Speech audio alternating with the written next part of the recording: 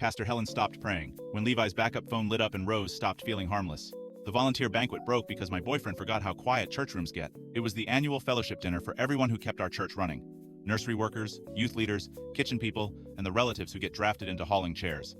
My parents were there. My Aunt Naomi was on desserts. Pastor Helen was giving her usual speech about service. Levi came with me because, after 14 months, he no longer felt like a guest. My family had started treating him like somebody likely to stay. The woman under everything was Rose. According to Levi, Rose was harmless. He used that exact word so often it started sounding rehearsed. She was the worship coordinator, newly separated, too emotional after meetings, bad at boundaries, but not my problem. Every time I said I hated how often her name landed in our plans, he told me, church work makes people text late and insecure women confuse access with intimacy. There were still details I could not flatten. Levi saying he had to stay after rehearsal to help Rose reset cables, then coming home smelling like hotel soap instead of dust and stage lights. A Thursday when he told me he was with my brother at Home Depot, and my brother later said Levi never showed. At the banquet, Pastor Helen asked Levi to run the slideshow. He connected his phone to the projector and left his Bible and jacket on the chair beside me. Through dinner, everything looked normal enough that I started feeling embarrassed for the way my stomach still tightened around Rose's name. Then Pastor Helen asked everyone to bow their heads before dessert. The room went quiet. In the middle of the prayer, something buzzed on the table. Not Levi's main phone. A sharper vibration. It was inside the open Bible cover on his chair.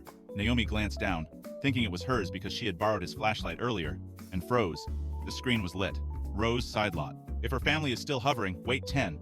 I'm not doing another front entrance. Nobody moved at first because everyone was still half inside the prayer.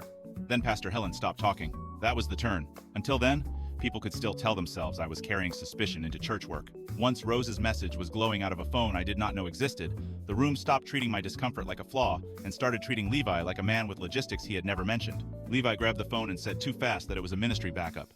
He said side lot only meant Rose hates getting cornered by choir parents and front entrance referred to gossip, not me. That might have bought him room if Naomi had not said, "Then why does she need to know whether your girlfriend's family is still here?" Levi said because Rose panics when people speculate about her separation, and he had been trying to protect everyone from drama. Maybe some of that was true. Maybe the second phone was for church signups. Maybe Rose was the one turning secrecy into intimacy. What nobody in that hall could argue with was that Levi had a hidden phone, a woman saved under a location label, and a message built around whether my family was still present before she approached him. My mother stopped pretending not to understand. My father asked why church tech required backlot timing and a second device. Pastor Helen said they could continue prayer after people sorted out whatever this was. I asked Levi one question.